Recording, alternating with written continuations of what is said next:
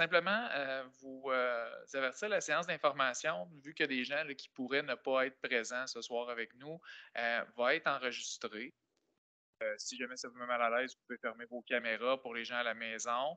Il n'y a pas de problème. Je vais justement là, prendre un instant avec vous pour qu'on regarde ensemble les différentes fonctionnalités là, du logiciel Teams qu'on utilise. Donc, vous voyez mon partage d'écran à distance, ça va? Donc, pour le logiciel Teams, bon, il y a le micro en vert. Donc, je vous prierai, comme je disais, de fermer votre micro en vert. Pour ceux qui le veulent, vous pouvez également utiliser là, la petite caméra là, pour ouvrir et fermer votre caméra. Et au moment de la période de questions qui va avoir lieu après la présentation, les gens à distance vont pouvoir poser des questions et interagir. Donc, ils pourront utiliser là, la petite main bleue pour justement signifier leur intention là, de prendre la parole et de poser une question. Donc, j'ai une belle brochette de présentateurs avec moi ce soir. Donc, M. Patrice Gingras, qui est directeur du génie sur ma gauche, M. Stéphane Blouin, qui est chef de service finances et assistant trésorier, Alain Lisotte, qui est directeur des travaux publics à la ville de Trois-Rivières, Gabriel Desaulniers, qui est chef technicien aux taxes pour la ville de Trois-Rivières, ainsi qu'un consultant externe, M. Lenny Trudel, qui est de Tetra Tech QI Incorporé, qui a fait les plans là, entourant le projet. On a également un élu qui est avec nous ce soir, M. François Bellil, qui est conseiller du district de Pointe-du-Lac, qui est là, donc à titre d'observateur pour ce soir. En fait, l'ordre du jour, hein, essentiellement, il va y avoir une mise en contexte du projet, vous rappeler les grandes lignes, là, parce que c'est un projet qui est sur les rails depuis un certain temps. Il va y avoir une présentation des études et des travaux envisagés, toute l'analyse du financement et de l'imposition entourant ça, du projet de taxe d'amélioration locale, puis le cheminement du projet là, et règlement de sondage. Là, on va vous rappeler un peu le fonctionnement des taxes d'amélioration locale. Sur ce, je cède la parole à Patrice Gingras, directeur du génie, qui va vous faire la mise en contexte du projet. Merci beaucoup, Steven. Donc, je ne m'attarderai pas beaucoup sur le contexte du projet parce que, vous le savez, là, il y a eu deux registres d'intention. Donc, premièrement, il y a eu un premier registre d'intention qui nous avait été signifié. Donc, ça, dans notre politique, c'est les citoyens qui signifient à la ville qu'ils aimeraient avoir une amélioration locale à leur vue. Donc, entre autres, dans ce cas-ci, c'était le drainage puis le pavage de la rue Paul-Germain. Le registre d'intention avait été approuvé par 52 des résidents concernés. Donc, pour que la ville se mette en branle, ça prend 50 plus 1 des résidents. Donc, on s'est mis en branle le projet. Il y a une rencontre citoyenne qui a eu lieu en octobre 2020 avec différentes propositions. Nous, on vous avait expliqué à ce moment-là qu'il fallait drainer la structure de chaussée. Donc, il fallait faire du drainage, puis il fallait refaire l'infrastructure de chaussée aussi pour mettre le pavage dessus, parce qu'on ne peut pas mettre seulement du pavage par-dessus une chaussée qui est imbibée d'eau, parce que c'est gélif l'hiver, donc l'asphalte ne tient pas à ce moment-là. C'est pour ça qu'il faut proposer là, du drainage. Donc, c'est ce qui vous avait été présenté. Puis la proposition numéro 1 du sondage avait été approuvée par 69 des résidents. C'est un sondage là, qui avait eu lieu par courrier. Donc, vous deviez répondre et 69 avaient approuvé avec les propositions. Par la suite, les actions qui ont été prises par la Ville pour poursuivre le projet, on a donné un mandat de service professionnel à la ferme Tetra Tech pour établir des plans de vie et une estimation qui est plus réaliste des travaux. Ensuite, la firme a réalisé les plans de vie, a demandé une autorisation auprès du ministère de l'Environnement. Donc, cette autorisation-là auprès du ministère de l'Environnement est requise dans le cas des travaux parce qu'on fait du drainage, puis c'est nécessaire dans les normes du ministère de l'Environnement. C'est juste parce que j'avais parlé souvent avec les citoyens. C'est ça le point que je comprends. Là. Oui. C'est pas parce qu'il y a des couleuvres ou des vers de terre spéciaux qui sont là. C'est plus au niveau de l'eau à cause du drainage. Oui. OK. C'est ça. Okay. C'est pas une analyse phonique floristique. qui aurait été pour les animaux, les plantes spéciales. C'est vraiment parce que quand on prolonge un réseau, le ministère de l'Environnement nous exige un certificat d'autorisation. Oui, s'il vous plaît. Effectivement, on va faire la présentation, puis ensuite, on pourra avoir une période d'échange. Donc, le contexte étant celui-ci, ça a commencé, la première rencontre 2020. Vous avez une rencontre en pandémie. Ceux qui font des rénovations dans leur maison ont constaté que les prix ont substantiellement augmenté. Le délai, il y en a certains d'entre vous qui nous ont appelés, trouvaient que c'était long. Puis sachez que les délais du ministère de l'Environnement sont extrêmement longs pour obtenir un certificat d'autorisation. Donc, c'est un minimum d'1 an. Il faut faire les démarches. Ils nous ont exigé des modifications au plan. Il a fallu qu'on apporte les modifications au plan parce que pour satisfaire aux exigences avant de pouvoir obtenir un CA puis d'aller de l'avant avec la présentation de ce soir.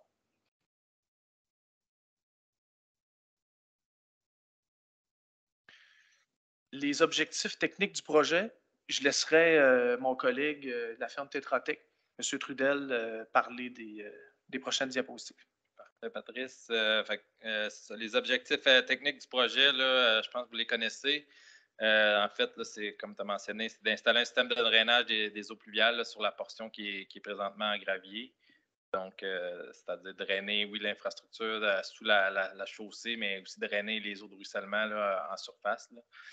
Il y avait comme objectif aussi d'installer un branchement de service pluvial là, pour chacun des lots, là, c'est-à-dire sortir une conduite jusqu'à l'emprise, là, à la limite de l'eau, qui permettrait ultimement de raccorder les drains de fondation des résidences au réseau. Puis, le dernier objectif, là, c'était nécessairement de paver la chaussée sur la portion qui est présentement en gravier. Si on parle un peu des contraintes techniques du projet, là, ce qui amène certaines complexités dans le projet, c'est, vous savez sans doute, c'est le niveau d'eau souterraine qui est très élevé dans le secteur. Donc, il faut en tenir compte dans la conception nécessairement. Puis, une exigence du ministère de l'Environnement là, qui est assez contraignante, comme tu as mentionné, Patrice, là, le ministère de l'Environnement, quand on prolonge ce qu'il appelle maintenant un système de gestion des eaux pluviales, il y a des exigences qui viennent avec ça, dont celle-là qui est d'enlever 80 des matières en suspension qui se retrouvent dans l'eau de ruissellement. Donc, ça prend un système de gestion des eaux pluviales qui enlève les matières en suspension là, contenues dans l'eau de ruissellement. Ça, c'est un règlement du ministère de l'Environnement. Donc, chaque prolongement de réseau d'égouts pluviales ou de gestion des eaux pluviales se doit de faire l'enlèvement des matières en suspension. Si on rentre un peu plus dans le détail des travaux projetés, je pense que ça vous avait été présenté dans l'ancienne réunion précédente. C'est le système de gestion des eaux pluviales. Ça consiste en la construction d'une noue de chacun des côtés de rue. Une rue, là, nous, si je peux vous rappeler, c'est un mini fossé. En fait, c'est un fossé de faible profondeur, disons 1 pied, 1 pied et demi de profondeur qui serait mis de part et d'autre de la rue. Nous, ça permet de gérer les eaux de ruissellement, là, les eaux de surface par infiltration. Donc, les eaux ruissellent sur le terrain, sur la rue, rentrent dans la noue, puis s'infiltrent vers un drain perforé qui est sous la noue. La noue permet de gérer les plus fréquentes, là, disons les pluies qui arrivent 90% du temps, c'est géré par infiltration. Puis le petit 10%, là, les pluies plus exceptionnelles, les très, très gros orages d'été. Le système prévoit un système de trop-plein. Donc, il y a des puiseurs de rue, des grilles de rue conventionnelles qui sont aussi intégrées au système pour permettre, là, si la noue se remplit par un très, très gros orage, de déborder vers le puiseur conventionnel. La noue permet d'enlever 80% des matières en suspension là, telles qu'il est exigé par le ministère de l'Environnement. C'est une des raisons pourquoi c'est le système de noue qui a été retenu dans le projet. Pour assurer le bon fonctionnement, là, comme l'eau souterraine est très élevée dans le secteur, il faut que le fond de la noue soit imperméabilisé. Donc, séparer l'eau souterraine de la noue. Donc, le fond de la noue sera imperméabilisé pour assurer le bon fonctionnement, l'infiltration des eaux. C'est une petite contrainte, complexité du projet dans le secteur, considérant le niveau élevé de l'eau souterraine. Peut-être, juste pour mentionner, l'eau d'infiltration qui ruisselle vers le drain perforé va s'écouler là, sur toute la rue pour aller se raccorder au réseau d'égout pluvial existant de la portion pavée de la rue Paul-Germain. Donc, sous chacune des entrées charretières, il y aura un bout de conduite là, non perforé qui va traverser chacune de vos entrées là, pour que l'eau ruisselle dans les drains perforés jusqu'au réseau d'égout pluvial existant de la ville. Juste avant de poursuivre, là, je vois qu'il y a quelqu'un qui prenait des photos.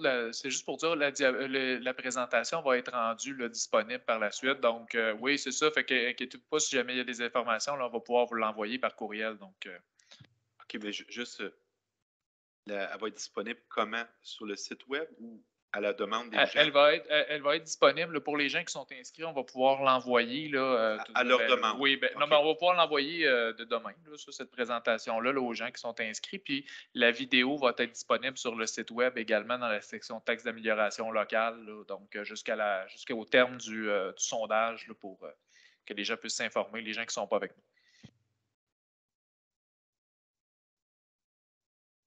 Parfait. On était on est encore dans les travaux projetés. Là, comme je mentionné précédemment, là, il y a une conduite de 6 pouces, 750 mm, qui sera sortie jusqu'à chaque limite de l'eau. Puis cette conduite-là permettra de raccorder là, les drains de fondation de vos résidences vers le système de gestion des eaux pluviales. Puis finalement, là, la rue sera pavée là, sur 8 mètres de largeur. C'est l'équivalent environ de la section pavée existante. C'est plus ou moins la même largeur que la rue existante. Il y a un drainage de la rue, nécessairement, là, tout est reprofilé pour assurer un drainage transversal là, avec des bonnes pentes de la rue. Puis le profil longitudinal, là, le profil en long de la rue est très peu modifié, là, considérant qu'on est dans l'existant. On n'a pas pu, il n'y a pas une grande pente actuellement, mais on ne peut pas donner une très grande pente longitudinale, considérant le niveau des terrains et le niveau des entrées qui sont déjà en place. Ici, on voit une coupe type de rue, c'est tiré des plans. On peut voir, là, si on regarde sommairement, on peut voir la rue qui sera pavée sur 8 mètres avec la structure de chaussée qui est reconstruite sous la chaussée sur environ c'est sur 750 mm d'épaisseur. Là, donc, il y a des matériaux granulaires qui sont mis en place, là, compactés sous le pavage pour assurer la durabilité de la chaussée. Puis, de part et d'autre, on voit les nous qui sont aménagés avec un premier drain perforé là, qui récolte l'eau qui s'infile dans les nous. Puis un second drain perforé en dessous là, qui, lui, sert à drainer l'infrastructure de chaussée. Puis c'est sur cette même conduite-là aussi qui sera raccordé le branchement de service là, pour le drainage des drains de fondation. Sommairement, c'est la coupe type de la rue. Si on regarde une vue en plan, c'est aussi tiré des plans là, qui ont été mis pour demande d'autorisation au ministère de l'Environnement. On peut voir ici, là, entre la section existante, le pavé, puis le virage, on peut voir l'emplacement des nous projetés. Donc, il y a des petites sections de nous là, entre chacune des entrées charretières. On peut voir qu'il y a certains endroits entre deux entrées charretières qu'il n'y a pas beaucoup de longueur, donc il n'y a pas nécessairement de nous entre chaque entrée. Donc, ça donne un aperçu de où seront mis en place les nous. Puis on peut, sur la seconde vue en plan, là, c'est le restant de la rue jusqu'au chemin des Petites Terres. On voit aussi la mise en place des nous.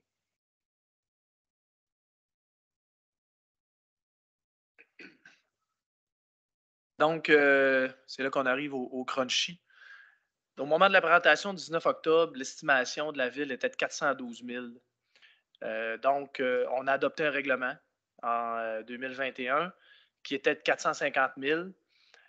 Malheureusement, avec l'inflation qu'on connaît, les exigences du ministère de l'Environnement, la hausse des coûts, toute la hausse des coûts de la construction, l'estimation dernière qui a été revue est à 940 000. C'est sûr que c'est élevé, on en est conscient, mais c'est basé sur des projets qui ont ouvert récemment. C'est basé sur des projets qui se font un petit peu partout en Mauricie. La firme qui a réalisé les plans, c'est une firme mauricienne. Ils ont des bureaux un petit peu partout, là, mais ils ont une bonne expertise dans les estimations de ces projets-là. C'est une estimation qui nous apparaît réaliste malgré qu'elle est très dispendieuse. Là, on va parler de l'analyse du financement et de l'imposition.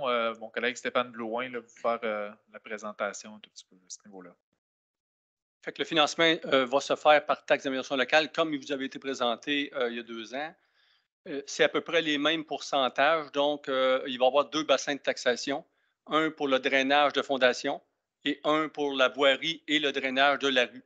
Donc, on parle de 22 pour le drainage de fondation, puis 69 pour la voirie et drainage. Et il y a un 9 qui va être attribuable à la Ville de Trois-Rivières pour les emprises de rue que la Ville va assumer. Donc, les côtés de propriété au début de la rue, chemin des Petites Terres, c'est la Ville qui va l'absorber et on va absorber aussi une petite partie pour le premier lot avant l'asphalte où il y avait déjà un raccordement d'égout qui était déjà présent avec permis par la Ville.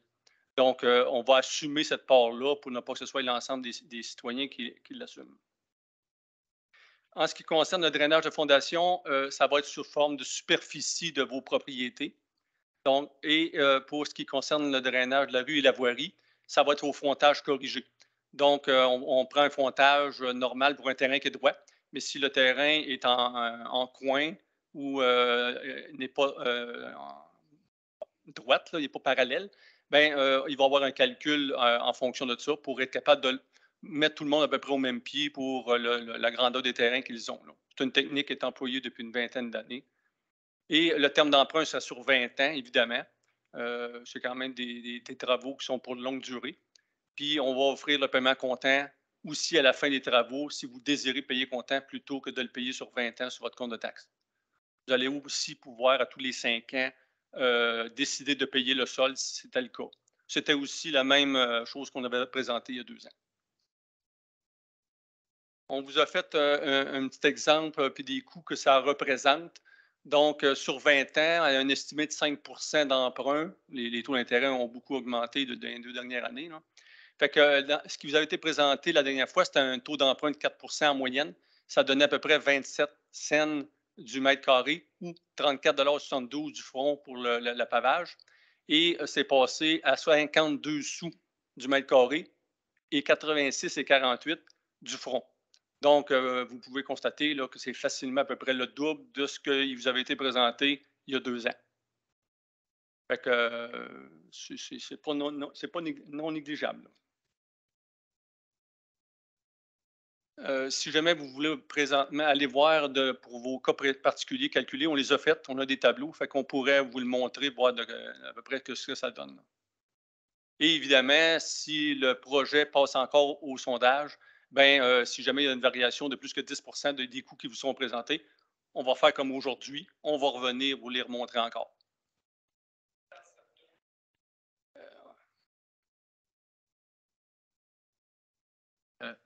Je vous prierai, bon, il va y avoir une période, on va terminer la présentation. Il y aura une période d'échange par la suite.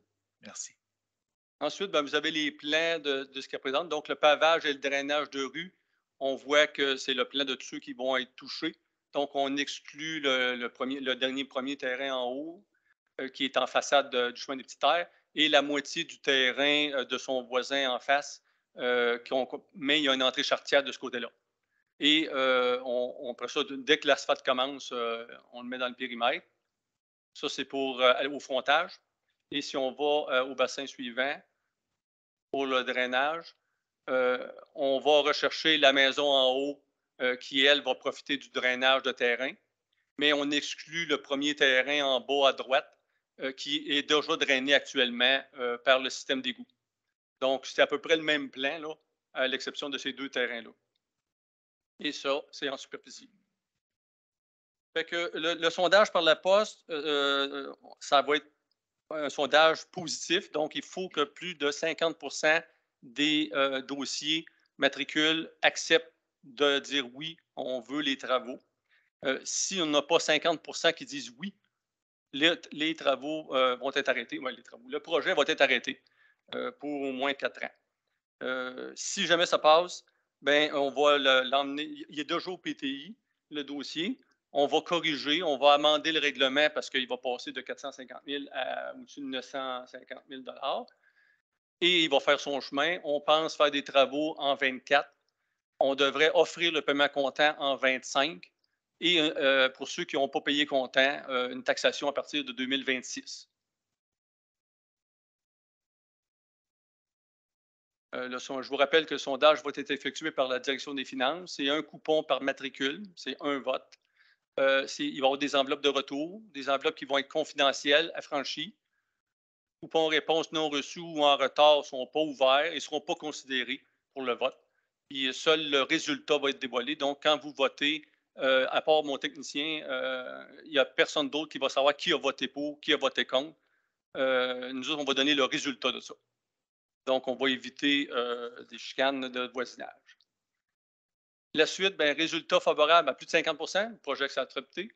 Puis, si le résultat est défavorable, bien, on va fermer ce dossier-là pour un minimum de 4 ans, dans l'idée qu'on ne va pas recommencer ce projet-là tous les ans. Hein. Fait qu'on va laisser passer les choses. Puis, au bout de 4 ans, si ça revient, bien, on refera la démarche. Contribuable visé, informer, résultat, on va vous informer, on va vous écrire pour vous dire ça a passé ou ça n'a pas passé, pour que vous sachiez où ça s'en va. Puis, évidemment, si ça dépasse de 10 des prévisions qui vous sont présentées actuellement, avec le sondage, vous allez avoir les coûts. Bien, si ça dépasse 10 on recommence. Ce n'est pas un chèque en blanc pour n'importe quel prix. Là. Et voilà. C'est ce qui termine la période de présentation pour le dossier de taxe d'amélioration locale. On va donc amorcer la période de questions. Les gens en salle, si vous avez des questions, je vais vous inviter à vous présenter au micro pour permettre aux gens à la maison de pouvoir entendre vos interventions également. C'est à travers les micros qu'ils peuvent nous entendre.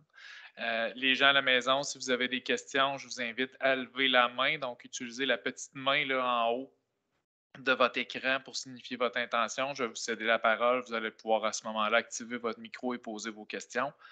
Donc, je ne sais pas si j'ai des questions à la salle ou à la maison. Je peux-tu casser la glace? Puis, parce que même si je suis observateur, je suis impliqué, puis ce dossier-là m'implique depuis plusieurs années. Là, effectivement, on avait fait durant la pandémie la rencontre, puis ça devait être fait l'été passé. Puis il y a eu... Moi, je veux savoir, parce que si je ne l'ai pas compris, j'imagine les autres non plus, là, qu'est-ce qui se rajoute dans le dossier à part l'inflation? Je comprends que l'inflation, c'est un gros coût, mais à part l'inflation, qu'est-ce qui se rajoute, qui coûte cher, qui fait que le dossier double en valeur de travaux?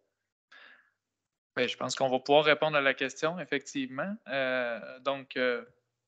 Puis l'autre chose, c'est que cette fois-ci, si jamais il y a un résultat toujours positif, là, vu que les plans sont faits, effectivement, ce serait l'an prochain, en 24, que les travaux seraient faits.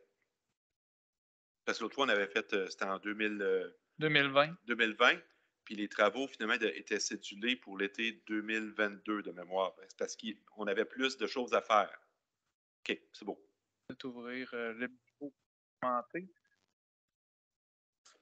Ben, peut-être au niveau des coûts, c'est sûr que Tetra Tech, on n'était pas dans le dossier là, quand l'estimation de coûts précédente a été réalisée, mais ce que je peux dire au niveau des coûts, oui, il y a l'inflation, on connaît tous les pourcentages, mais une grosse partie des coûts des travaux, c'est le pavage, puis c'est les matériaux granulaires qui vont sous le pavage. Puis ça, dans les 2 dernières années, là, ça va un peu avec le coût du diesel, là, ça a vraiment augmenté presque du double. Là. Fait que ça, c'est... il y a vraiment une grosse augmentation de coûts au niveau du pavage puis des matériaux granulaires. Fait que c'est en grande partie la différence de coût peut s'expliquer par ça. Il y a aussi les exigences additionnelles du ministère de l'Environnement qui sont venues augmenter le coût là, parce qu'il a fallu qu'on rajoute des choses au niveau des plans. J'ai pas le montant exact par contre, là, mais tout là, de faire un système qui va faire en sorte que 80 des matières en suspension s'en aillent pas dans le réseau. Ça a un coût, donc. Puis ça a retardé le projet aussi. Fait que ce qui n'a pas aidé là, dans l'augmentation des coûts. Donc, je ne sais pas si j'ai des questions de citoyens, soit dans la salle ou à la maison. Oui, monsieur, je vous demanderais juste de vous identifier. Oui, vous pouvez vous rapprocher un peu, le micro est peut-être pas assez. C'est ça.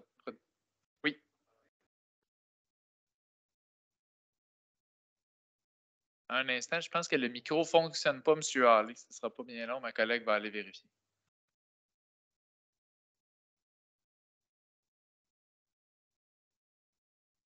Il n'y a plus de batterie. Cette interruption est bien involontaire de notre part, vous l'aurez compris.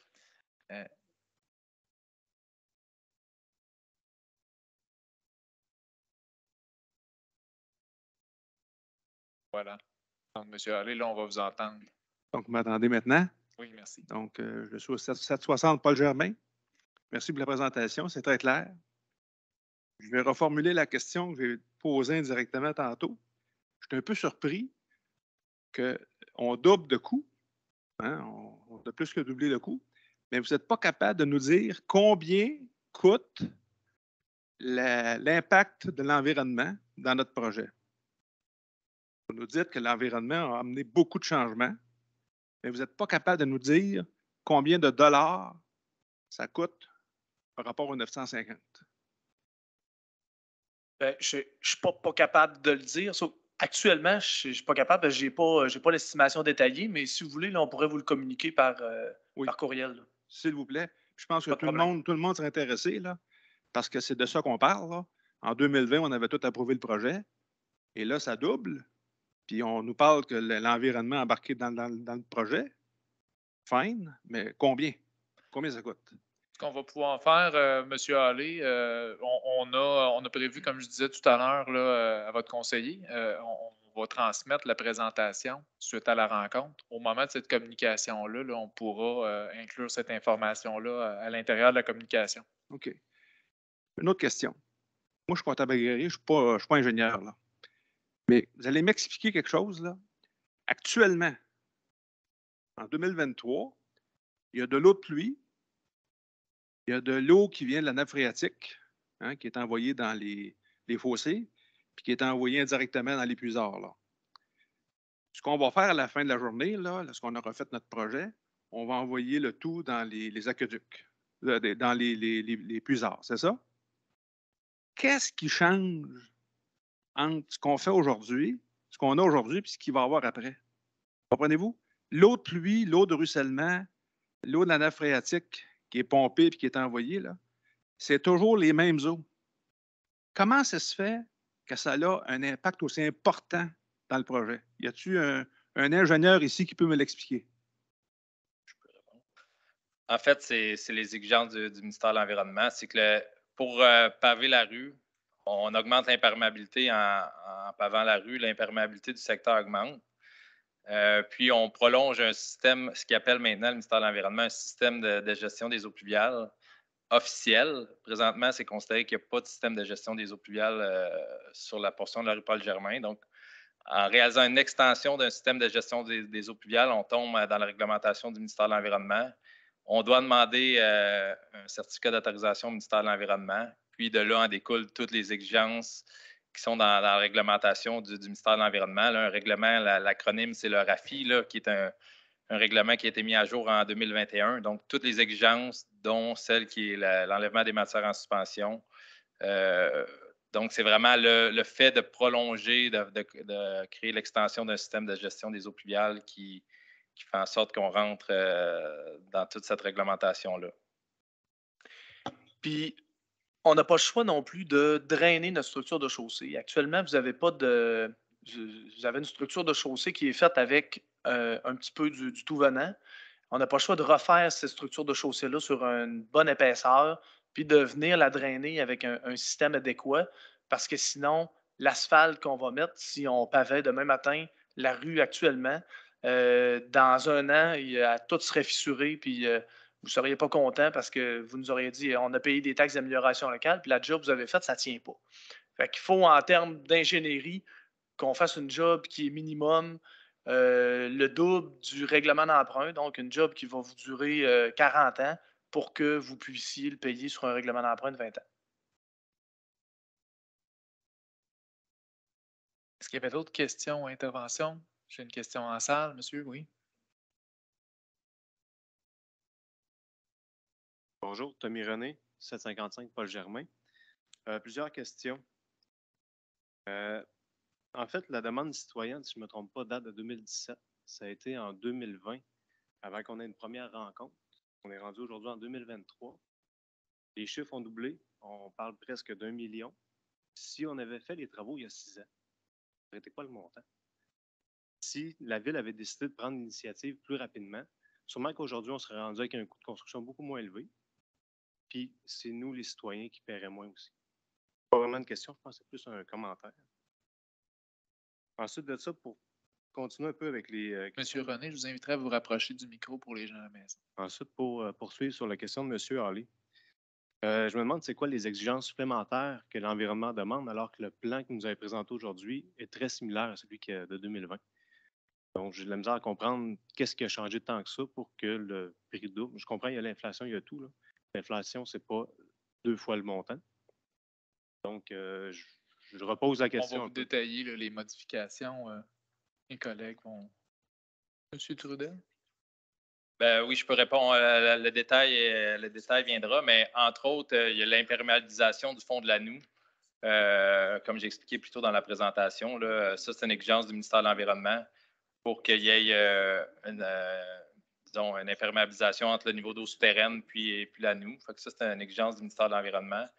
Il y a aussi l'ajout de puisard de trop-plein, donc je l'ai montré tantôt dans la présentation. Je crois que dans l'ancien concept, il n'y avait pas de puisard pour les événements exceptionnels. Le ministère de l'Environnement demande que dans sa réglementation, dans ses normes, que les événements exceptionnels soient aussi gérés. Donc, il y a eu l'ajout de puisard de trop-plein, donc plus de structure. Donc, le concept est un peu, globalement, un peu plus complexe que ce qui avait été présenté à l'époque. Considérant les coûts actuels du projet, il n'y a pas d'autre alternative de construction qui pourrait être plus esthétique et revenir à peu près au même prix que d'avoir des fossés en avant de nos maisons. Donc, vous parlez des nous, là. Et nous, un fossé. Un système de gestion des eaux pluviales, mettons comme une rue en ville avec des bordures, puis ça vous coûterait probablement le double de ça. Là. OK. Juste une genre de rigole avec une bordure de béton qui mènerait au même endroit. On ne pourrait pas faire le travail non plus. Mais on revient tout le temps à la même question. Là. C'est l'enlèvement des matières en suspension. Là. Ça, c'est la réglementation du ministère de l'Environnement. Puis, il faut enlever les matières en suspension à 80 %. Puis, il n'y a pas plusieurs techniques qui existent. Là, si c'était une nouvelle rue, puis il y avait eu un lot réservé à construire un bassin de rétention, par exemple, bien, tout ça aurait pu être géré en même un bassin de rétention, par exemple. Dans ce cas-ci, il n'y a pas de l'eau disponible. C'est tout déjà construit. Donc, l'option qui revient pour enlever 80 % des matières en suspension, on revient à la noue rapidement. C'est presque la seule option. Même ce qui vous avait été présenté en 2020, là, il y avait une partie qui était à fossé ouvert. Je ne sais pas si vous vous en rappelez, là, entre le chemin des petites terres et la courbe. Là. Il y avait une partie à fossé ouvert. Le ministère de l'Environnement nous a exigé de mettre des noues pour continuer le drainage, justement, pour respecter les règles qui sont en vigueur actuellement. C'est sûr qu'on est comme on est pogné avec ça, là. Mais c'est notre réalité. Puis, dans le fond, la noue doit avoir une pente de 3 %, mais si on conserve le profil existant de la rue, ça veut dire que les noues, à un certain endroit, vont être plus qu'un pied de profondeur.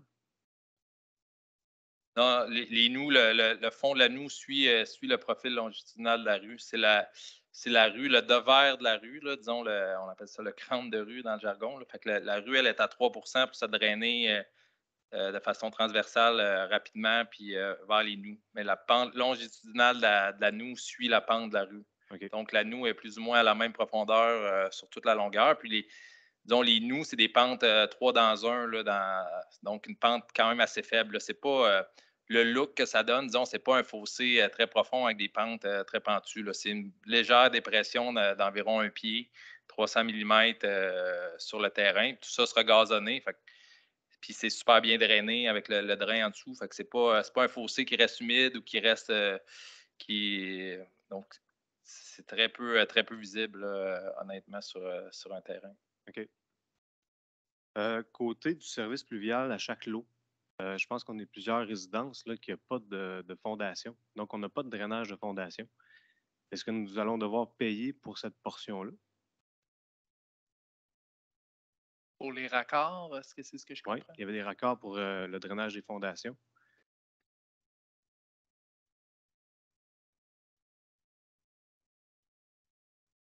Oui, il y a des raccordements pour tous les lots actuellement. Si ce n'est pas requis, honnêtement, c'est pas un coût, c'est un coût très, très minime dans le projet. C'est un petit bout de conduite entre. Oui, ça pourrait réduire les coûts, mais c'est très, très, très, très minime le coût de la conduite de raccordement. En 2020, on me chargeait 7 000 pour cette partie-là. J'imagine pas le prix en 2023. Honnêtement, je ne peux pas commenter le prix de 2020, mais à mon avis, c'est moins que 7 000 mais tout ça pourra vous être confirmé. Là. Parfait. Compléter. Si les gens, ça reste optionnel, c'est possible de faire optionnel. Puis sur demande, je sais qu'il y en a quelques-uns qui ont besoin de se faire accorder là, parce qu'il faut débattre sur leur lot. Mais ceux qui ont effectivement qui n'ont pas besoin, est-ce qu'on pourrait. C'est un élément qui pourrait être déduit. Oui, s'il n'y en a pas, c'est sûr qu'on va les enlever des plans finaux s'il n'y en a pas besoin. Puis c'est un élément qui peut être déduit de chacun des terrains. Mais comme on le disait, c'est pas quelque chose là, qui va faire baisser le coût pour la peine pour revenir à le coût qui vous a été présenté en 2020. Là. Non, puis je présume que si on y va à la pièce, on va devoir aller au front pour l'ensemble du dossier. Là, on a 2 méthodes de répartition, mais c'est à condition que tout le monde embarque. Si la plupart du monde n'en ont pas besoin, et qu'on a quand même besoin des tuyaux, là, je ne suis pas ingénieur, on va devoir remettre l'argent puis on va le répartir sur à peu près tous les mêmes terrains aussi, mais en front. Ça peut changer un petit peu chacun des taxes d'amélioration locale. Bon, je pense qu'on avait regardé 2 sujets en 2020. Là, on avait fait un sondage à 2 niveaux. Là. Il y a un des niveaux qui n'avait pas passé. Mais c'est toujours le même argent. Là. Au pire, il va y avoir un 30-40 000 de moins de branchement. Mais ça va rester dans des dossiers entre 70 000 et 30 000 là, par terrain. Là. Il n'y a pas de magie. Là. OK. Parce que j'avais posé la question en 2020, puis on m'avait Oui. répondu que c'était soit ça, soit rien du tout. Donc, c'est pour ça que j'avais voté oui, mais moi, c'est quelque chose qui ne m'intéressait pas là, à la base. Je pense que j'ai assez pris de votre temps. Je vais laisser la parole aux autres. Pas de problème, M. Hallé. Je vais juste vérifier avant de donner un second tour de parole. C'est à la maison, j'avais des gens, là. Il n'y a pas de main qui se lève. Parfait, M. Hallé, vous êtes bienvenu au micro. Je reviens sur le dossier de l'environnement. D'ailleurs, j'ai fait une demande d'accès à l'information pour avoir le fameux rapport. Et la municipalité, la ville, m'a refusé de me donner le fameux rapport. Et là, je devrais peut-être aller au tribunal administratif pour le demander. Mais je veux savoir exactement en quoi ça consiste. C'est pour ça que le rapport, je le veux. Je vais vous poser une autre question.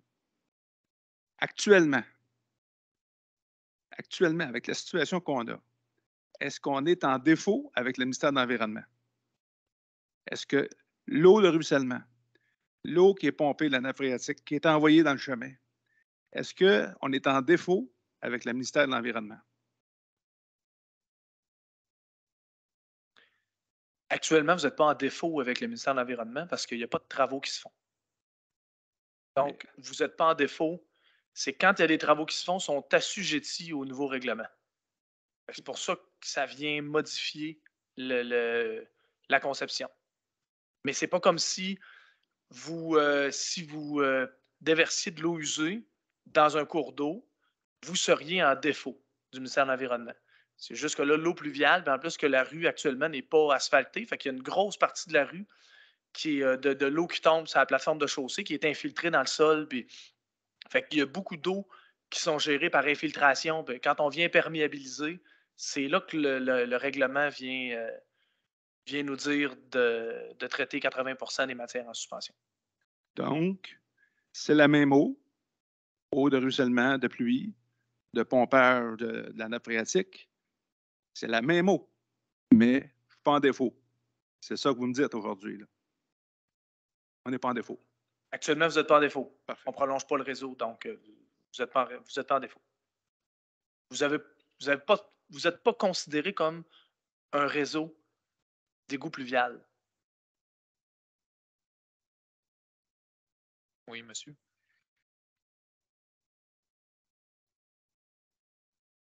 Duval, la rue Paul-Germain, 779 rue Paul-Germain. J'aimerais savoir pourquoi vous n'avez pas respecté la date de la dernière fois. Qu'est-ce qui s'est passé? qu'on en soit là aujourd'hui?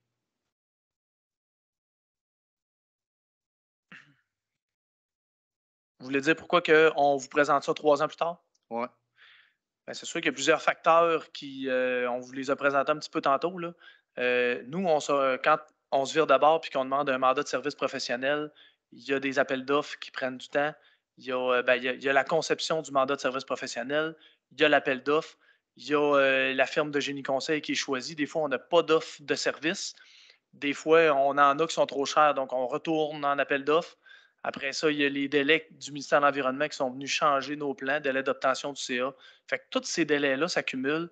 Quand on fait des projets, c'est un minimum de 2 ans de faire pour arriver jusqu'à une conception de projet. Puis il y a des projets qui peuvent prendre 5 à 10 ans en termes de conception parce qu'il y a tous les délais qui viennent prendre en ligne de compte.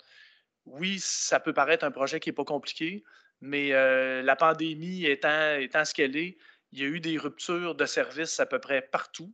Il y a eu des firmes de génie conseil ont de la job, là, je vais dire de même, là, ils ont de la job par-dessus la tête. Fait on a de la misère à trouver une firme de génie conseil. Quand on met les délais trop serrés, soit qu'on n'a pas de soumissionnaire de firme de génie, ou soit qu'ils soumissionnent des prix qui sont déraisonnables. Fait que c'est tout ça qui a fait en sorte qu'on est rendu là aujourd'hui. OK. J'ai une autre question. Là. Vous nous faites payer pour la grandeur du terrain. Hein? Ça fonctionne comme ça. Là. Ça ne fonctionne pas avec la façade, comme normalement que c'est payé. Le monde sont asphaltés pour tant de pieds de façade, puis ils payent pour tant de pieds de façade. Là, nous autres, vous nous faites payer pour le terrain, la grandeur de terrain. Stéphane va pouvoir répondre. Actuellement, le projet qui était là, c'est 22 pour la superficie du terrain, puis 69 en façade. Okay. Donc, la majeure partie du projet est en façade. Okay. Mais il y a une petite partie, 22 là, mettons un quart de ce que vous payez serait pour la superficie du terrain. Ça a changé de la dernière fois, je pense. Non, c'est à peu près les mêmes ratios. OK. OK. Puis là, le drain que vous installez, là, que nous autres, on va pouvoir se raccorder, là, il va être assez profond pour qu'on se connecte direct de la maison à là? Oui, ça a été validé effectivement gravitairement. Là, il y a eu un relevé qui a été fait sur vos terrains, là, un relevé topographique. Puis oui, ça a été validé que ça pouvait se drainer de façon gravitaire vers le tuyau qui serait installé. Là. OK, parce que moi, là, le problème qui se retrouve chez nous, là, c'est que le parc industriel qui est juste en arrière, à côté de chez nous, lui, il est asphalté. Il n'y a pas aucun système d'égout là-dedans, aucun système d'eau pluviale. Tout s'en vient dans mon bois. Fait que moi, je vais pomper mon bois dans votre réseau, ça, j'ai le droit. J'en ai de l'eau, là. Je vais avoir le droit de faire ça. Oui, c'est prévu. L'eau souterraine, tout est prévu pour recevoir les eaux des pompes et des drains de fondation. OK, c'est bon.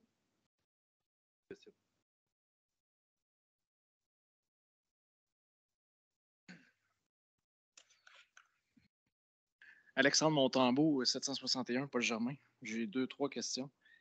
Je vais continuer avec la question de Dave. Là, vous dites que le drain de la maison va être capable de se raccorder par gravité au drain que vous installez dans la rue. Avec l'anoue d'un pied, vous mettez le drain, 5-6 pouces en dessous de ça. Le sous-sol, je suis 4 pieds plus bas que le niveau de la rue. Les noues vont être à 4 pieds plus bas.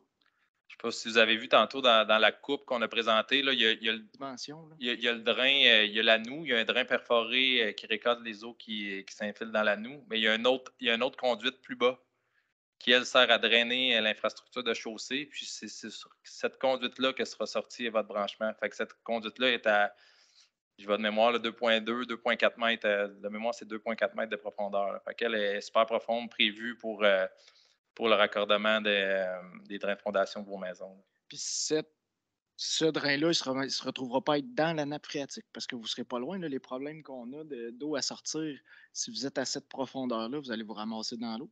Oui, exactement. Mais ce drain-là sert justement à rabattre la nappe phréatique au droit du drain. Là. Fait que c'est ce qui est prévu comme concept. Fait qu'ultimement, le projet avec le drainage de la rue, le niveau de l'eau souterraine devrait s'abaisser de façon considérable là, avec le projet également. Là. Donc, vos drains de fondation de maison, mais aussi les drains qui seront installés en profondeur vont permettre d'abaisser le niveau de l'eau souterraine. Ça marche. Puis, tantôt, vous parliez là, d'un que si vous aviez eu la possibilité de faire un bassin de rétention, ça aurait pu coûter moins cher. Il y avait un super de beau terrain qui servait absolument à rien. Juste pas. J'ai pas dit que ça allait coûter moins cher. J'ai dit aurait que ça été aurait pu être une autre possible. C'est option. une bonne précision apportée. Il y avait un terrain, là, quand on a acheté nos terrains, il y avait un terrain vacant qu'on s'était fait dire qu'il ne se vendrait pas parce que la ville voulait se garder un beau terrain boisé qui retenait quand même une certaine partie de l'eau. Cette année, ils viennent de mettre tous les arbres qu'il y avait là-dessus à terre. Ils l'ont vendu, on ne sait pas encore à qui. Pourquoi vous n'êtes pas servi de ce terrain-là ou qu'est-ce qui a changé pour que la situation arrive avec ce terrain-là?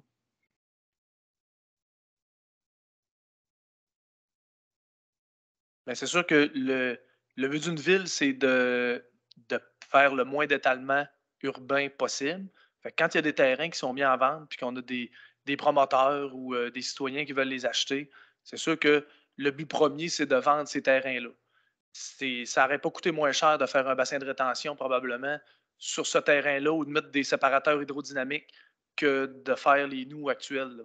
Fait que, puis c'est sûr que si ce terrain-là n'était pas vendu, la facture, ultimement, aurait été répartie à vous autres, là, parce que c'est pas un parc de secteur, là.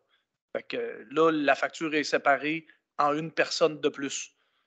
Fait que c'est quand même un bénéfice, là. Puis, ben, dernière question. En 2020, la participation de la ville, c'était 15 Vous venez de nous présenter une participation à 9 C'est quoi la différence? Oui, c'est la différence, c'est le terrain qui a été vendu qui va absorber une partie des taxes. Avant, nous autres, ce qu'on avait anticipé, c'est le terrain ne se vendant pas. On voulait la ville absorber la taxe et la recharger lors de la vente du terrain. Comme le terrain s'est vendu avant qu'on applique le règlement, bien, il va payer sa taxe d'investissement locale comme tous vous autres. Donc, c'est la différence.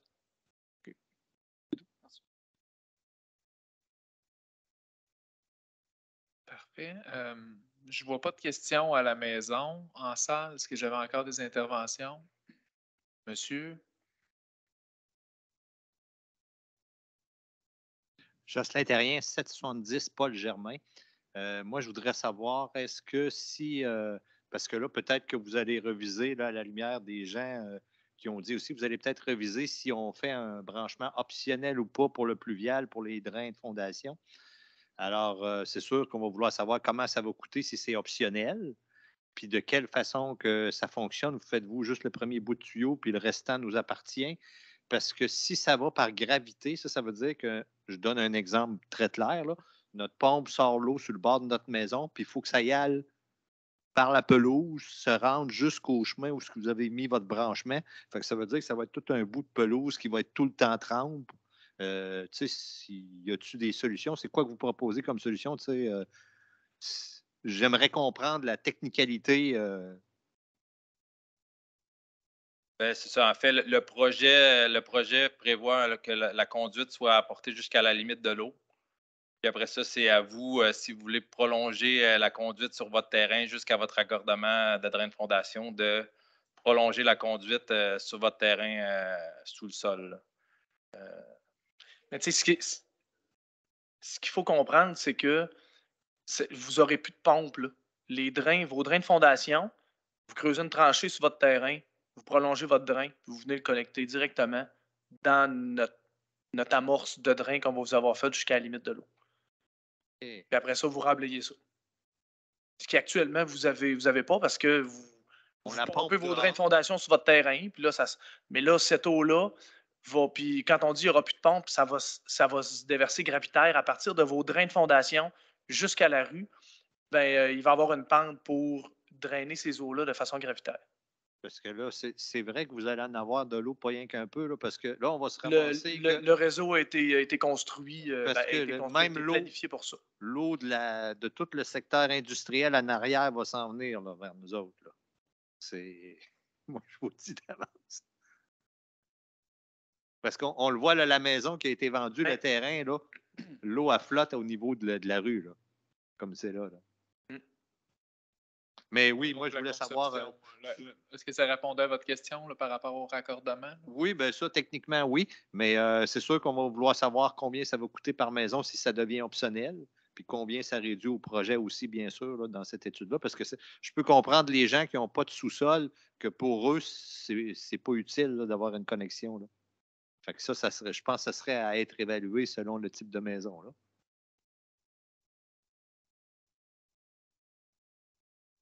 On va étudier la question pour voir quel impact ça peut avoir. J'entends que ce n'est pas matériel sur 950 000 là, mais est-ce qu'on va s'en aller sur une répartition purement au frontage, sans superficie? Ça pourrait être une méthode aussi pour dire, bien, regarde, il n'y a plus d'options. Tout est au frontage. Fait que vous l'utilisiez ou vous ne l'utilisiez pas, ça aura peu d'impact financier. Mais on pourrait le répartir tout au frontage aussi. On va en parler pour être sûr que techniquement, on est tous d'accord. On a un comité là, pour analyser, pour financier, urbanisme puis génie. Là. Puis d'ici à ce qu'on vous envoie le sondage, on va tirer ça au clair. Là. Au pire, il y aurait, comme la dernière fois, 2 options. D'après moi, là, on va essayer d'éviter ça. Là. De toute façon, la dernière fois, ça n'avait pas très fonctionné, la deuxième option, le frontage pur. Là. Fait que, mais en tout cas, on va le regarder. Tout à fait. J'ai Mme Karine Bertrand à distance qui a levé la main. Mme Bertrand, je vous invite à rouvrir votre micro. Oui, dans le fond, je voulais savoir, quand on va recevoir le vote, est-ce qu'on va avoir le calcul pour notre maison qui va être inclus dedans comme la dernière fois? OK, c'est qu'on n'a pas besoin de le demander avant, ça va être inclus. Puis, tu sais, nous, c'est sûr qu'on est déjà raccordés sur le pluvial puis sur les égouts. Ça fait qu'au frontage, là, c'est pas avantageux pour nous parce qu'on a tout le devant. Notre maison est vraiment sur le large. Fait que, tu sais, c'était proche 30, 35 000, c'est 80 000 qui double là, pour avoir de l'asphalte chez nous. Ça va être bien avancé. Puis je trouve ça plate, effectivement, que, tu sais, c'est sûr que c'était long le projet, mais tu sais, c'était quand même moins élevé avant. Là, ça fait que c'est sûr que ça rentre en ligne de compte là-dedans. Merci, Mme Bertrand. Je ne sais pas si j'avais d'autres interventions. Monsieur Montembeault? Encore Alexandre Montembeault, 761. Je vous fais peut-être répéter là, avec les questions, Jocelyn, j'ai cru me perdre un peu. La section du drainage de fondation, ce que j'ai compris, c'est que vous allez amener un tuyau, un pied sur mon terrain, puis qu'il va falloir que je m'occupe du reste à partir de ma fondation jusqu'à ce bout de tuyau-là. C'est bien ça? C'est ça. Ben, puis quand on dit un pied sur votre terrain, à la limite d'emprise de la ville. Oui, OK. Parce qu'on ne peut pas aller travailler chez un privé. Donc, on que reste dans notre emprise, puis vous, c'est à vous à faire les travaux. Fait qu'en sus du montant d'argent qu'on vous propose aujourd'hui, si vous avez une fondation et un sous-sol, là, puis vous avez un drain de fondation, puis vous voulez vous raccorder sur le bout de tuyau qu'on va vous avoir mis, il va falloir le payer. Là. Ça marche. Puis juste un commentaire comme ça, là, depuis tantôt, j'entends dire là, des 30-40 000 là, c'est c'est des pinottes là, sur un grosseur de ce projet-là. Là, mais excuse-moi, là, mais chaque tranche de 1000 pièces qu'on peut aller sauver, là, moi, je la sors de mes poches. Là. Ça va être 3000 c'est pièces pour ça d'impôts de taxes par année. qu'on va le regarder. Là. On vous a très bien compris, puis on va essayer de baisser le coût le plus possible. Là. Mais on ne veut pas vous créer de faux espoirs en disant ça va baisser à 600 000. Là. Mais je comprends très bien. C'est bien noté, merci. Jocelyn Terrien, 770, Paul Germain. En fait, moi, je voulais savoir, en cas de statu quo actuel, mettons que le projet ne passe pas. La dernière fois, vous nous aviez dit que pour la ville, ça coûte le même prix, un chemin comme on a là, ou une fois que l'asphalte est faite. J'aimerais vous entendre là-dessus pour votre entretien pour la ville. Comment ça se fait que c'est le même prix?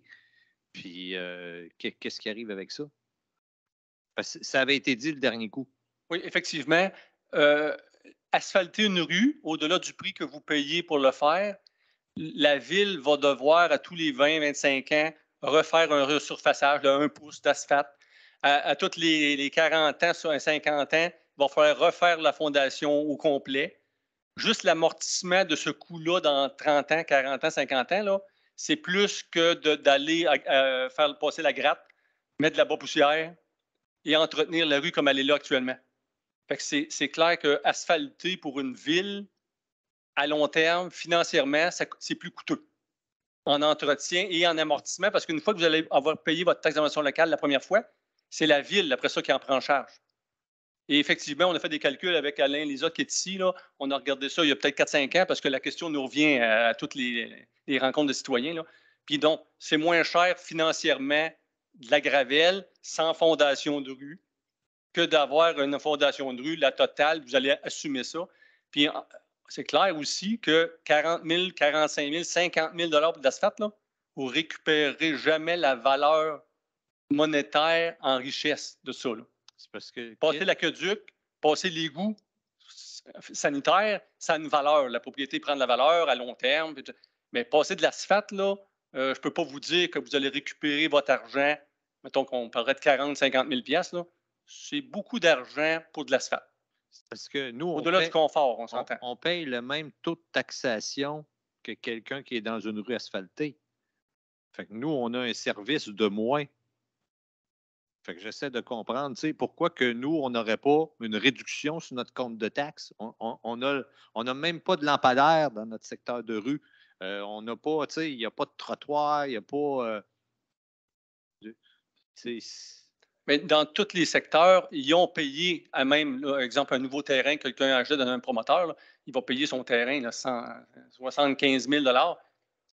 Je vous inviterais juste à ne pas intervenir en croisé. D'abord, les gens n'entendent pas bien, puis ça vient couper la discussion. Fait que si vous avez une intervention à faire, je vais vous inviter à venir au micro. Merci. Théoriquement, tout le monde a payé une première fois son trottoir, son asphalte, ses bordures, ses lumières de rue. Là. Que ce soit moi, que ce soit mon ami ou tout le monde, on les a tous payés. Donc, à partir du moment que la personne finance et accepte de financer une infrastructure, bien, la ville en prend en charge après. Vous décidez de ne pas le financer, bien, ça vous coûte moins cher de la propriété à l'achat, on s'entend tous, mais évidemment, ça coûte moins cher aussi de l'entretenir. On a eu un dossier il y a l'année passée, d'égout. Ça coûtait au-dessus de 40 000 passer l'égout. Quand on sait qu'une fosse septique coûte 15 000, ben c'est parce qu'on peut s'en faire 3 fosses septiques à coût de 20 ans avant que le monde a tout refusé, puis ils ont remis à jour le fosse septique. Bon, on n'était pas choqués de ça, là, on comprenait très bien la démonstration. Là. Et je ne serais pas surpris à 45 000 et 50 000 pour de l'asphalte. Je comprends qu'il y en a des problèmes d'eau, là. Ça, c'est autre chose. Là. Il y a un agrément aussi là, dans la vie, mais c'est de l'argent. On en est tous conscients. Là. On en a parlé ensemble, on dit... C'est ça, il n'y a pas juste l'eau non plus. Là. Il y a, non, il y a poussière dans une rue, il y a tout ça. Là, fait que nous autres, on vit constamment avec des maisons tout sales. Puis, on le comprend. Mais rendu à 40 000, 50 000, il faut y penser. Financièrement, ce n'est pas viable. Là. Ça va être question de bonheur, ça va être question d'agrément de la vie, là, mais ça ne sera pas une question financière. Merci, M. Thérin. J'ai une intervention à distance. J'ai juste une intervention à distance qui était là. Madame Marie-Ève, je vous invite à rouvrir votre micro. Oui, donc Marie-Ève Ducharme au 749, Paul Germain. Juste à répondre à monsieur, je ne sais plus c'est où il habite puis c'était qui, là, mais à 50 000 $, honnêtement, on va se payer une femme de ménage s'il y a trop de poussière chez nous, là, personnellement. Mais je veux juste savoir, parce que là, vous mentionnez, entre autres, les taux d'intérêt qui ont augmenté. On comprend, là, on vit tout, on a toutes des hypothèques, on vit tout avec les hausses de taux d'intérêt. Est-ce que c'est du fixe, ça va être du 5 % no matter what, ou le projet, on sait qu'il ne se fera pas avant un an et demi? Est-ce que ces taux d'intérêt-là qui potentiellement pourraient redescendre? Est-ce que c'est une option? Première des choses. Deuxième des choses, puis là, je vais vous laisser répondre après. La deuxième des choses, on le sait, oui, il y a de l'inflation. Oui, le coût des matériaux coûte plus cher. Est-ce que de reporter ce projet-là serait pas nécessaire? Je sais que tout coûte plus cher dans le temps, mais on le sait qu'avec la pandémie, il y a beaucoup de coûts qui ont explosé et qui sont revenus vers une norme un peu plus régulière. On parle, par exemple, le bois d'œuvre, on le sait que ça a explosé le prix du coût du bois. C'est revenu à une normale. Donc, est-ce que c'est quelque chose qui pourrait être prévisible de dire on reporte sans nécessairement attendre le 4 ans, mais de voir l'évolution des coûts des matériaux? Donc, dans un premier temps, sur les taux d'intérêt, peut-être, M. Blouin? Sur les taux d'intérêt, c'est une estimation à 5 %. C'est à peu près ce qu'on finance actuellement. On entendait que le taux d'intérêt au Canada serait probablement atteint. J'ai entendu aujourd'hui même qu'il commence à penser que peut-être que ça pourrait aller à un autre quart de point d'ici à la fin de l'année. Fait que ça se peut que le taux d'intérêt d'ici. Mais d'ici à ce qu'on taxe en 2026, la meilleure information que j'ai actuellement, c'est que le taux d'intérêt devrait être en diminution vers le 4 % ou 3 %. Là. Donc, on pourrait s'attendre à ce que je vais vous présenter lors du vote le coût annuel sur 20 ans pourrait probablement être moindre à partir de 2026. Là. Mais je n'ai aucune certitude de ce que je vous dis. Donc, ça demeure des estimations, là. Et puis, concernant les coûts de construction, peut-être, M. Gingras? J'ai pas de boule de cristal, là. J'aimerais ça également que ça baisse. Je vous dirais que toutes nos estimations des coûts, autant dans le civil qu'en dans le bâtiment, là, vous en parlerez au conseil municipal, c'est exponentiel ces temps-ci. Malheureusement, les données que j'ai actuellement me laissent présager que les coûts redeviendront pas comme avant la pandémie. Ils vont se stabiliser. Dans le civil, notamment, on constate une certaine stabilisation des coûts, mais pas un abaissement de ces coûts-là. Parce que, oui, il y a les matériaux, mais il y a aussi le prix du diesel, puis surtout la main-d'œuvre qui est de plus en plus rare. Pénurie de main-d'œuvre, puis il y a énormément de chantiers qui ont été annoncés par les grands donneurs d'ouvrages, qui sont le ministère des Transports, la SQI, l'ensemble des villes. Fait que tous ces travaux-là ensemble, avec la pénurie de personnel, avec les coûts qui ont augmenté, font un mélange qui est pas bon, là, qui sent pas bon, en tout cas, dans les prochaines années. Fait que j'aimerais ça vous dire que oui, si on attend, ça va être moins cher, mais j'en doute. On va se mettre à la gang, on va y creuser, nous. Est-ce que vous aviez d'autres questions, Madame Ducharme?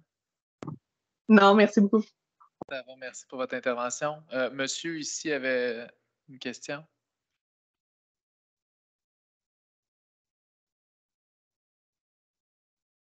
Bonjour, moi c'est Éric Couture. Dans le fond, ma question, c'est que dans le fond, là, la base du projet, c'est le pavage, puis le problème de drainage de certaines maisons. Je veux savoir si on ne fait pas de pavage, puis le projet n'a pas lieu, la ville va faire quoi avec le problème de drainage? On a quand même un problème à régler quand même. Merci, M. Couture.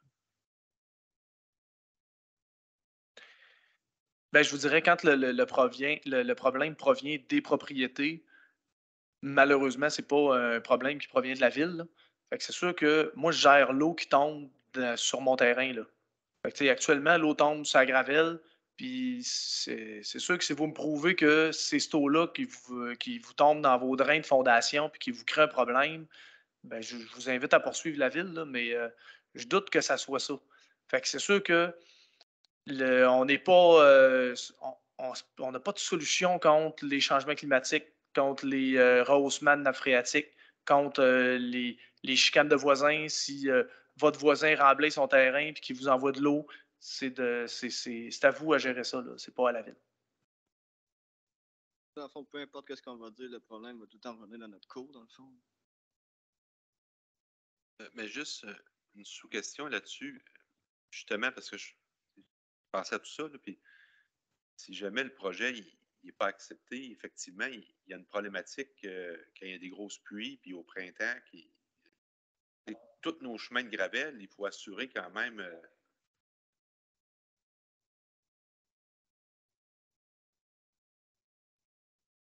Non, mais ce que je veux dire, c'est est-ce qu'il y aurait un plan B éventuellement pour. Parce que là, il y avait deux problématiques. Oui, la poussière de la gravelle. Oui, moi, ça ne me plairait pas d'avoir un chemin de gravelle chez nous, mais je me suis mis dans un quartier neuf. Mais il y a l'eau qui s'accumule au printemps et dans les grosses pluies. Est-ce qu'il y a moyen pour la ville, par rapport à la route qui appartient à la ville, parce que ça, c'est une rue municipalisée.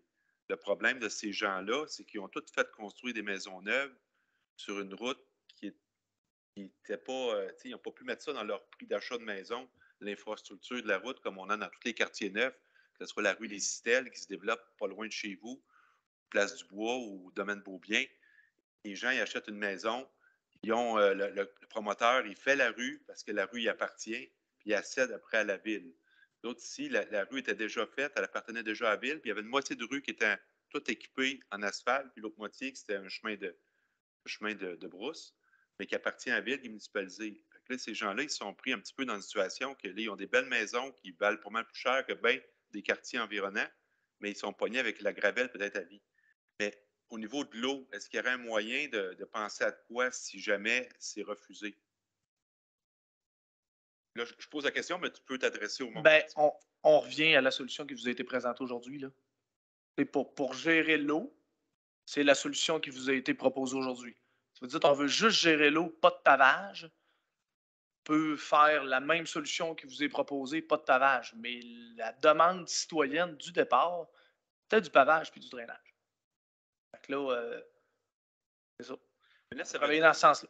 mais là, ça veut dire, Patrice, que tu sais, on a d'autres rues à Pointe-du-Lac là, qui sont en gravel, ils ont des fossés. Mais aujourd'hui, refaire des travaux là-dessus, le ministère de l'Environnement dirait non, les fossés, là, ça va amener des particules, des machins chouettes, là, les MSA, là, je ne sais pas trop. Fait que MES, bon, les acronymes. Mais autrement dit, ça ne serait plus permis. On ne peut plus faire de. Puis ça, mais juste une sous-question à ça, parce que là, ici, il y avait un contrat moral un peu. Là, il y a un contrat, les citoyens, quand ils ont voté en 2020, là, dans les semaines qui ont suivi le truc, puis ils ont voté pour un prix à 69 %. Je ne me souviens pas que c'était aussi élevé que ça. Là. Je pensais que c'était plus serré. Le ministère, eux autres, ils ne calculent pas qu'à partir de là, je ne parle pas de la ville, là, je parle du ministère, ils nous demandent de faire des certificats additionnels, même si il y a un contrat qui est déjà établi là, entre des citoyens et une ville. C'est quand les travaux se font qui. Le ministère de l'Environnement ne regarde pas, peu importe la situation, si on a un contrat moral ou on a un contrat avec. Quand la norme change, on doit l'appliquer. OK. On a des postes de pompage qui déversent, vous êtes bien au fait, là, qui déversent dans le Saint-Maurice en temps de pluie, qui déversent dans le fleuve Saint-Laurent. Le ministère est venu nous imposer des normes, puis est venu nous imposer des exigences de débordement via la loi pan-canadienne sur la gestion de débordement, qui a dit demain matin, tu ne peux plus déborder plus de, mettons, 5 fois pour ce poste de pompage-là.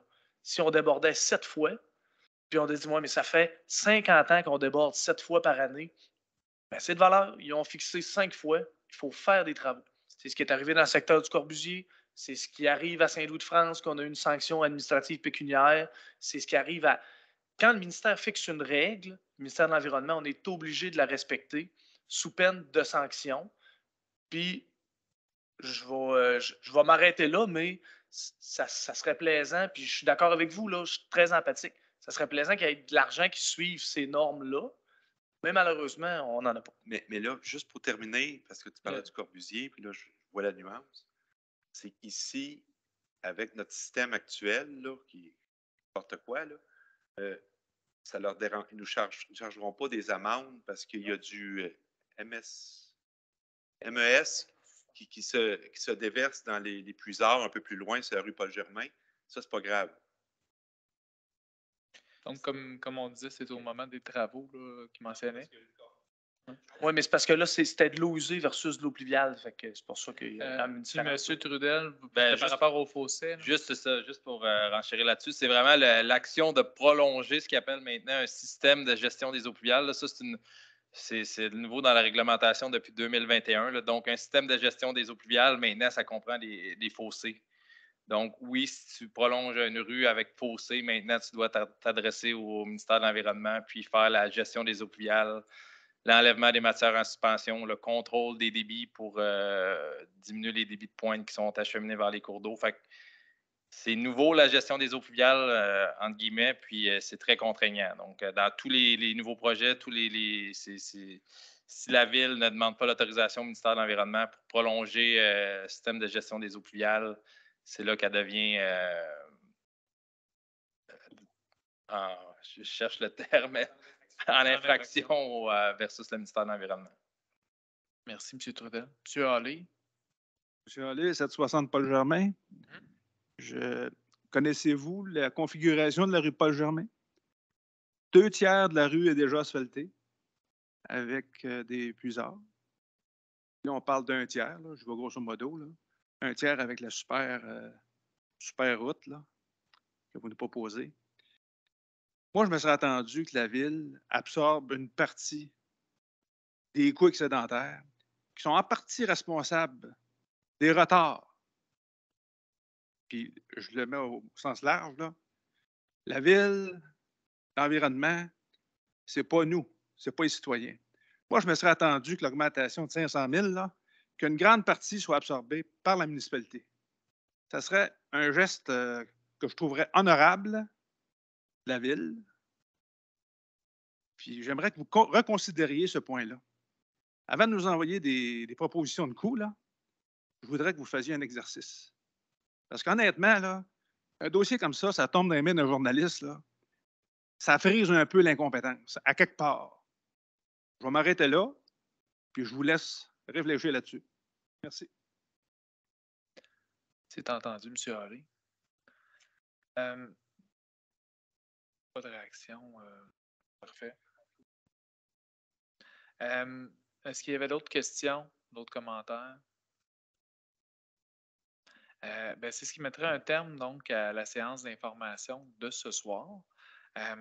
Si vous avez des questions ou des commentaires supplémentaires par rapport au dossier ou par rapport au processus, je vous invite, la meilleure façon de les attribuer, c'est par le 3-1. Ça va se diriger au bon endroit parce qu'il peut y avoir des questions techniques qui s'en vont du côté génie. Il y a des questions qui peuvent être plus financières qui vont aller à nos collègues des finances.